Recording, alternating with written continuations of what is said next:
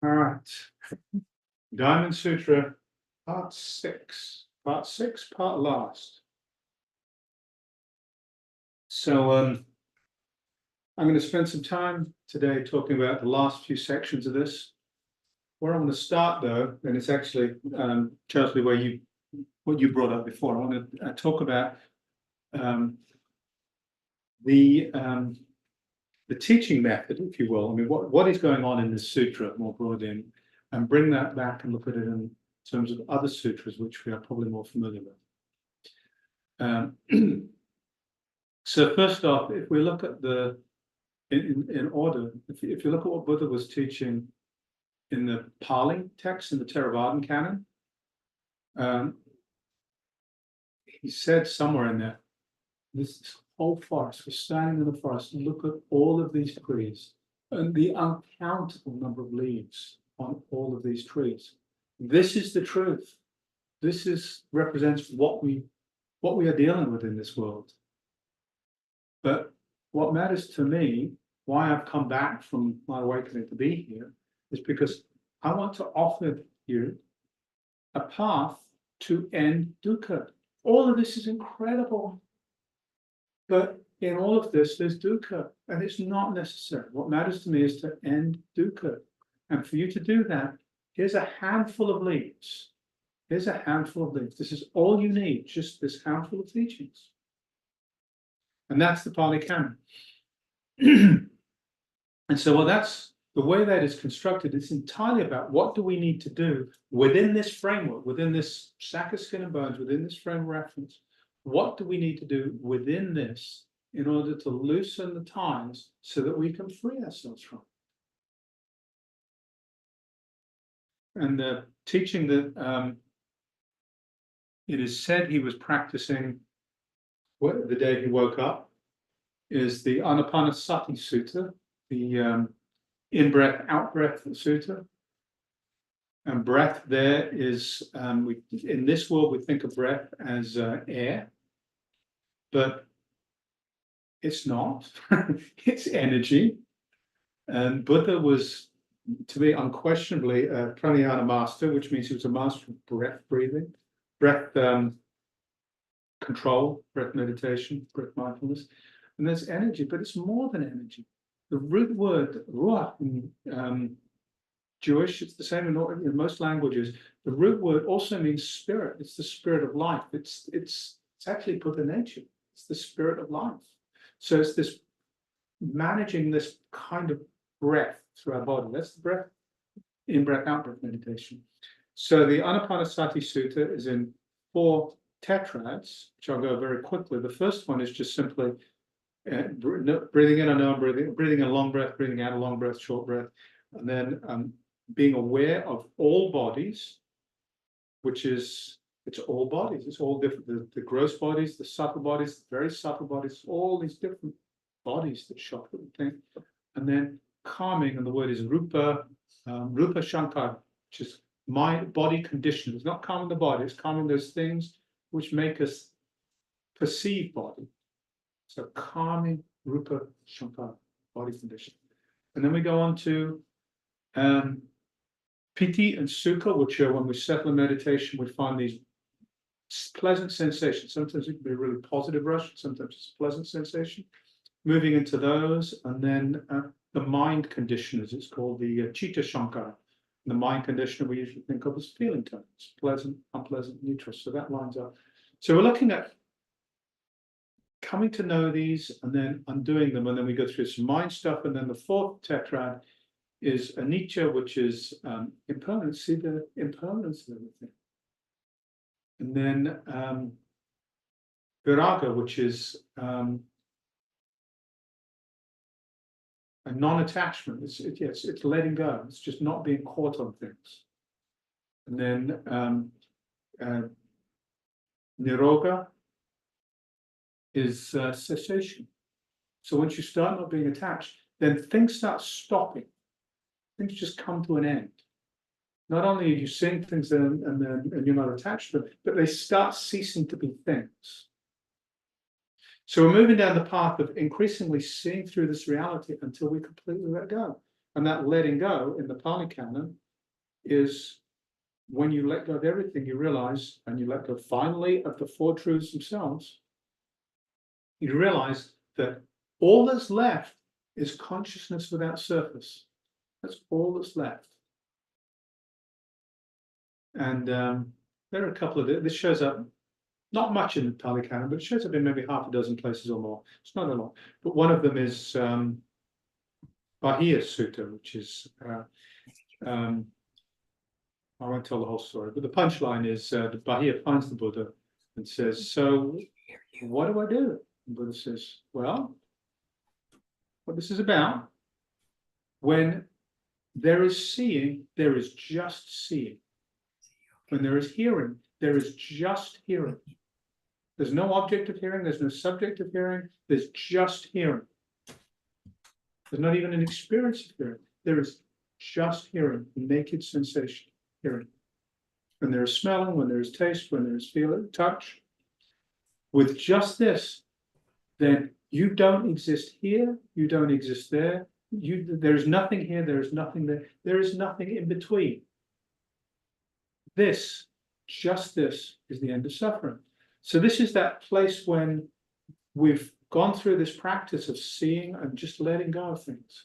And it starts to happen naturally on the cushion, but we're given a set of tools to use to cultivate this, because what happens on the cushion, it's easy to lead ourselves astray. It's easy to fool ourselves. If we use this tool set, and we start looking at things in this incrementally subtle way, then we really do let go of stuff. So what's left is this consciousness without surface, which is also pure compassion. It avoids the trick of thinking we're there, but there's still a little bit of habit energy left behind that does habitual things that cause harm here and there.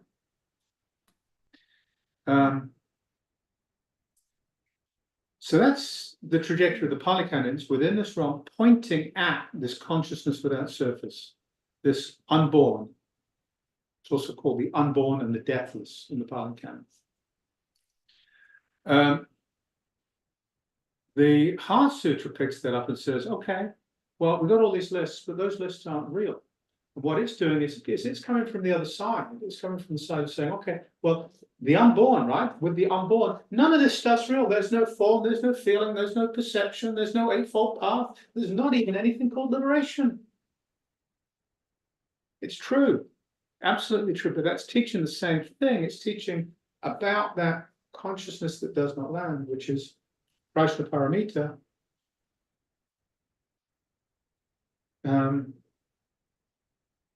What is it? Without fear, there is no hindrance. There are no hindrances. So it talks in the middle there about no hindrances. And this is no hindrance. There's nothing there. There's nothing to stick. There's nothing to land. And there's nothing for it to land on. So then we come to the Diamond Sutra. And what the Diamond Sutra is doing is it's talking about the same thing. It's talking of the same thing. And the word, the language it uses is awaken the mind not dwelling. Not dwelling in form, sound, smell, taste, touch, or even dharma. It's awakening the mind not dwelling. This mind not dwelling is the same as the mind without hindrance, and it's the same as consciousness without surface. So it's talking about the same thing. And the way it teaches, the way it gets there, is analogous to the way that the Heart Sutra gets. The way the Heart Sutra gets there is it says, none of this is real. Throw all of this away. Don't get stuck on any of this stuff. Cushion, bell, computer, people on computer, glass of water, throw it all back. And this is actually the same, throwing back the Patina Saga, I think it is, in the fourth tetrad in the Anapanasati Sutta. We've got empty, we've got impermanence, we have non-attachment or non-attachment. We have, I'm losing. Cessation. And then we have this last one, which is, translates as tossing back. Patina Saga, tossing back. It's the same as we're talking about in the Diamond Sutra, in the Heart Sutra. Throw it all away. It doesn't exist. It's not real. That's the same as the tossing back. No form, no feeling, no sensation, form, feeling, perception, no mental formation, no consciousness. toss it all back. It's the same. It's the same. So the mind not dwelling is the mind that doesn't land on any of that stuff. And the technology it uses is to jump back and forth, negating both sides. The Buddha, the middle way is the middle way. This is in the, this is the Dhammacakkappavattana Sutta. It's the first sutra, the turning the wheel of Dharma, avoiding the extremes of existence and non-existence. The Buddha taught the middle way. Kaccayana Sutta, which is one of my favorites, is very simple. It says there are these two extremes, existence and non-existence. Avoiding these two extremes, the Buddha is the middle way. And the middle way, and it's just dependent causation and then undoing dependent causation. This is freedom. Dependent causation and undoing it is simply this step-by-step analysis from where we are in this realm, breaking it down so we eventually start throwing it all back, right? So the Diamond Sutra, where am I now?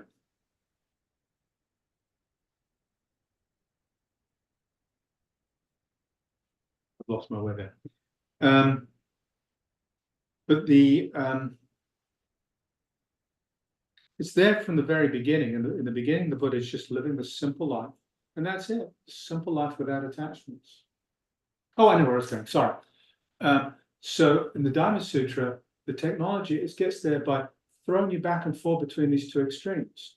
The two extremes of existence and non-existence, which are walking this middle path. It's like a razor's edge. It's so easy to slip off to one side. And so the Buddha is continually correcting this. So this is a piece of paper. This is existence. This is a piece of paper.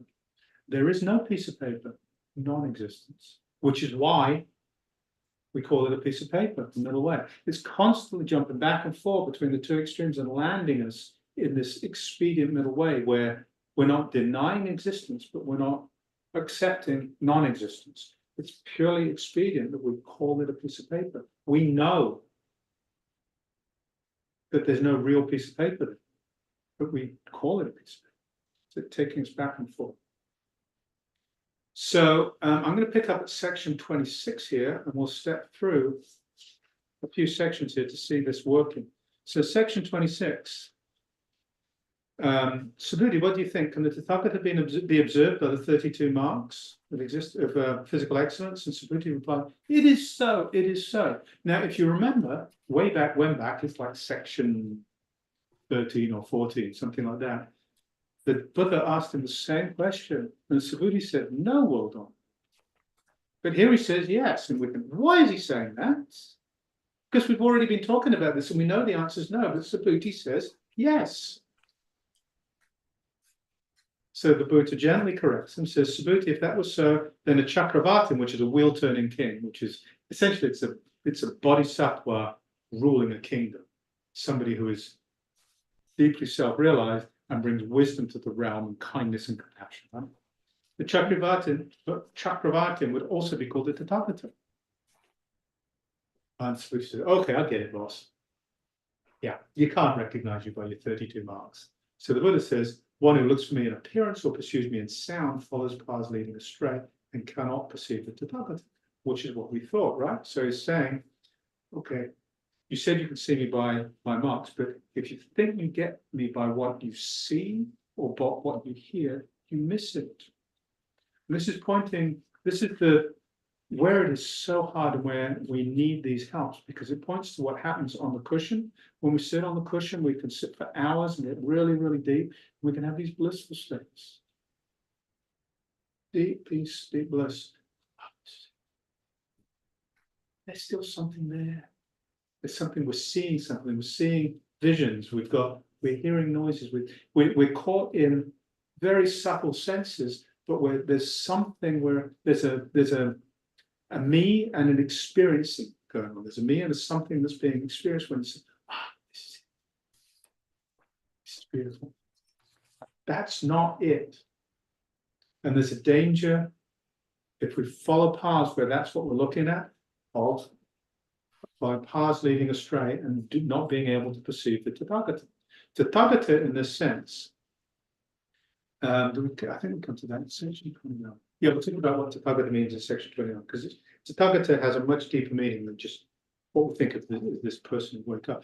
So then we get to section 27, and he says, okay, but Subhuti, if you have the thought that Tathagata did not attain Anuttara Samyak Sambodhi because of his perfect Rupakaya, then you're adult, you're wrong. Because there you're starting to talk of nihility. You're starting to shift to non-existence. So this is a gentle way of saying, okay, I was chiding you a little bit before, Subhuti, because when you said, you can't see me by my 32, well, you can see me by my 32 marks, but you're not really wrong, you're just not right. So section 26 is, Subhuti wasn't wrong, he just wasn't correct. So the Buddha needed to fill in underneath, but he wants to make sure in section 27 that when he fills in underneath, he's not taking us across, taking Subhuti across to the realm of nihilism. So we're toggling back and forth between these two.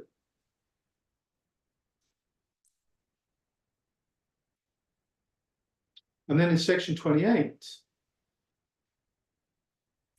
if the Bodhisattva bestowed a bunch of charities, it'd be cool, but another person perceived that all dharmas are selfless, thereby achieving the perfection of patient endurance. The latter's merit would far surpass that of the former. If another person perceived that all dharmas are selfless and thereby achieve the perfection of patient endurance, greater merit. And at the end says, Bodhisattvas should not have any longing for fortune or merit which they have created, and so do not obtain fortune and merit. This is bringing us back to the other side, right? Saying, okay, so not nihilism, but don't let that push you back to where you think there's actual merit or there's something we should be wanting here. Because what you are trying to accomplish here is to recognize all dharmas, everything that is conditioned, as Buddha would say in the Pali Canon. There is only one thing that is not conditioned, and that is truth itself. That is Buddha nature. That is consciousness without surface, the mind that does not dwell. That is the only unconditioned. Everything else is conditioned. Everything else is within this. All dharmas are selfless. They have no self-nature. They are unborn. They are deathless. It's not that they don't exist. Say they don't exist is to talk over to this side. But to say they exist is to tilt the other way. So he's pulling us back a little bit to make sure we don't get stuck in any of these two extremes. The person who perceives all dharmas are selfless and therefore achieves the perfection of patient endurance. This is one of the 6 paramitas. And I won't get bogged down in that. We're landing in simply being selfless dharma at that point. And so this is, as long as the bodhisattva thinks they're doing something, they're not the bodhisattva, because if they think they're doing something, there's a self in there. Self and other, there's something in them. And there's a fortune or merit in them. That's not seeing the selflessness of dharmas, the non-self nature of dharmas.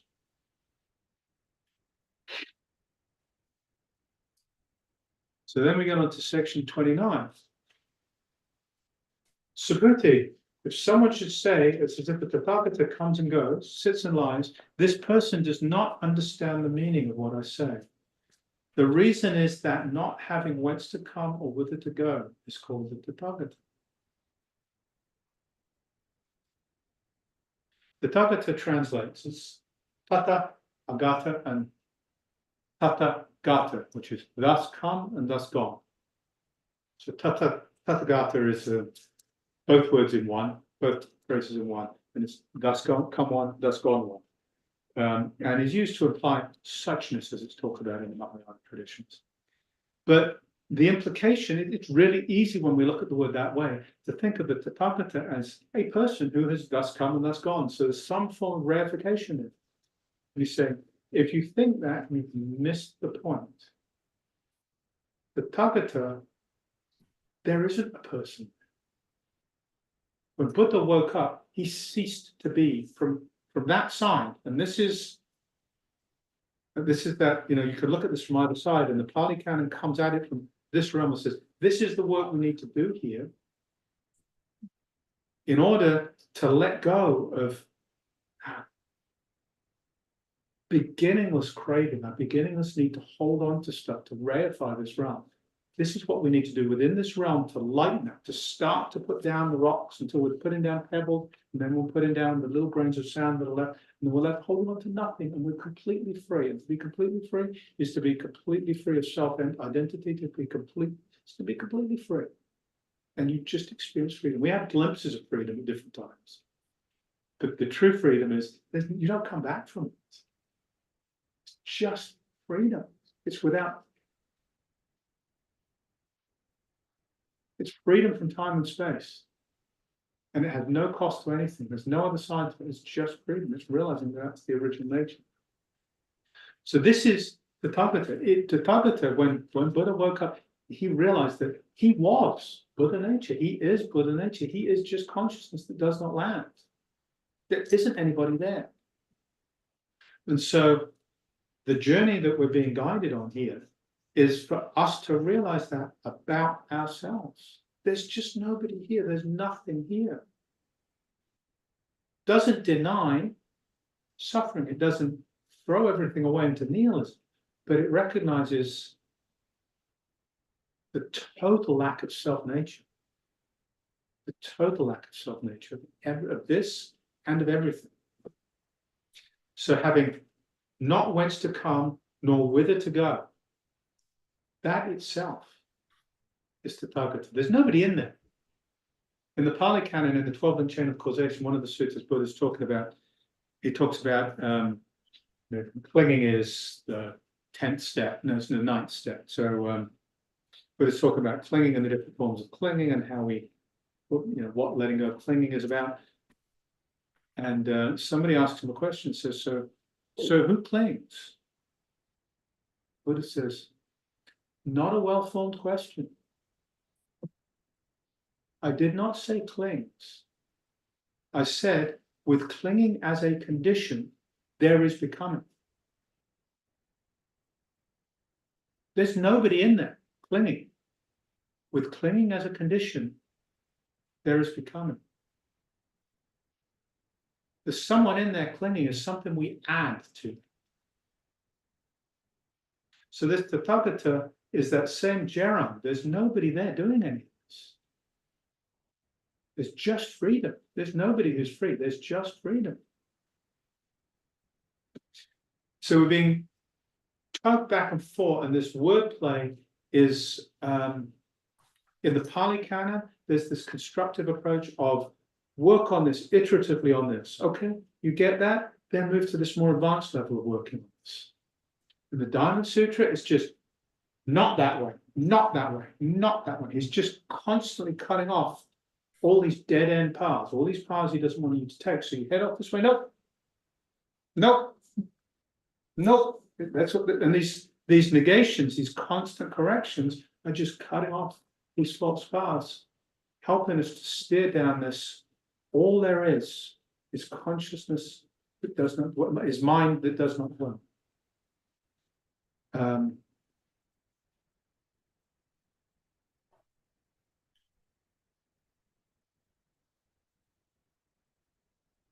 So we'll get to and it keeps on doing that for the rest of this. So let's just skip to the end and we'll look at this final section. And I'll just actually look at the verse, which is in the Zen tradition. And this was actually in when Lisa did my transmission ceremony. She used this in the transmission ceremony. In the Zen tradition, you'd start all and on and and you go through it at this kind of speed, and thus should you view them off and on and on, and you speed it up, and should you view them off and on and on, like a dream, and shadow like a dewdrop and a flash of lightning, should you view them all on and on, like a dream and illusion, a bubble and a shadow like a dewdrop and a flash of lightning, should you keep on going, just accelerating until your wrist gets tired and you stop. It's a powerful verse. All phenomena are these conditioned things. Everything we think of, our thought comes up and we get caught in our thought, but we're getting caught in the content of our thought. A thought is just a phenomenon. A thought is like this. You could get caught and you get bogged down in the molecular structure of this and the atomic structure of what's within the molecules and who made it and where it came from and how much it costs. You get caught in all sorts of stuff. But at the end of the day, it's just that.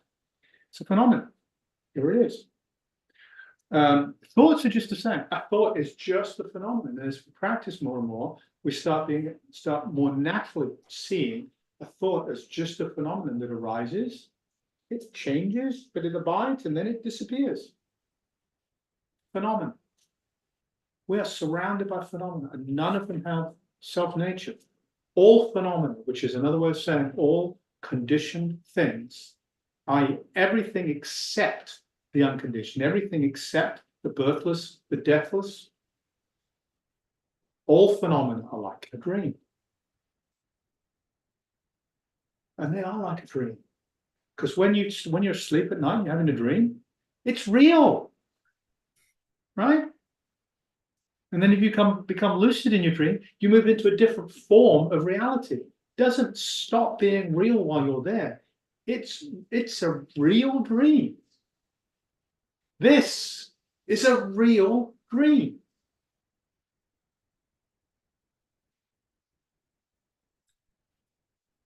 An illusion. Somebody does a trick. It works, right? It's not that there's nothing there. We've been fooled by it, but it's not that there's nothing there. It's seeing this bivalent nature of everything. It's a dream, but it's a real dream. It's an illusion, but boy, was it cool. How did he do that? How did she do it? A bubble. It can grow or it can shrink. We think there's something there. There's not. Just this microfilm of soap or whatever around the edge of nothing.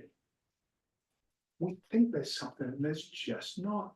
Isn't it extraordinary? How wonderful and beautiful. Suffering, dukkha, is gorgeous. The stories we build, the amazing worlds we build, out of nothing. We want to end the suffering part of it and realize the truth of this. A shadow is the same. This is Plato's cave, right? In Plato's cave, the people were chained in the cave and all they saw was their shadows on the wall because there was a fire in the middle and they saw the shadows on the wall. And it's the parable. It's years since I read it, so I'm going to butcher it.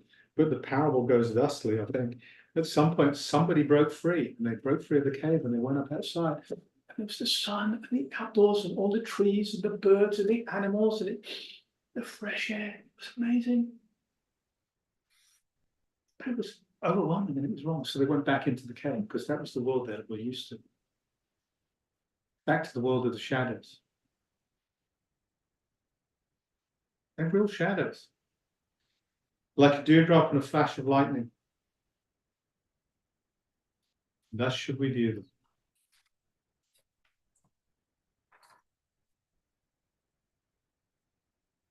So the heart of this, if we then just simply go back to part one. Let's read part one. Thus have I heard, and this is life, this is it. I mean, this is the whole story right here. At one time, the Buddha was sojourning in the kingdom of Shravasti, staying at Anathapindika's park in the grove of Jeta, together with an assembly of 1,250 bhikshus. As it was time to eat, here we go. The world-honored one put on his robe, picked up his bowl, and made his way into the great city of Shravasti, where he begged for his food from door to door. This done, he returned to his retreat and took his meal. When he had finished, he put away his robe and bowl, washed his feet, arranged his feet, and sat down. That's it. Simple, unpretentious life, no ego in there at all. Just doing what's natural, living the natural life, nothing added. That's it.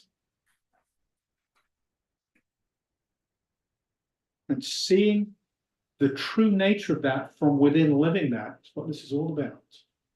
And then we get on to the second part, and towards the end, so here the second part, I'm going to scan, I'm just going to pick up the bits I'm interested in. So Subhuti says, the Tathagata is skillfully mindful, perfectly instructing bodhisattvas, etc. When virtuous men and women want to initiate the mind of Anuttara Samyak Sambodhi, how should their minds dwell? How should their minds be pacified? The Buddha said, excellent, excellent, it is as you say.